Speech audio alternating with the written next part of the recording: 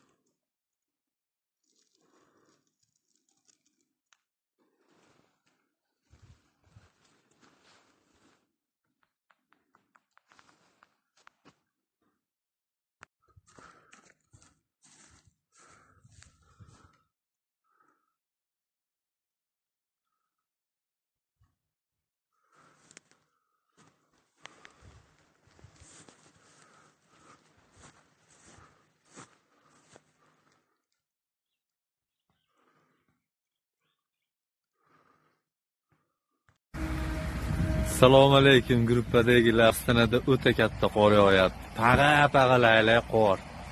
Endi qorlar yuruvdi, yana boshlandi. Bahor hech boshlanish qiyin bo'lyapti. O'ta kuchli qor.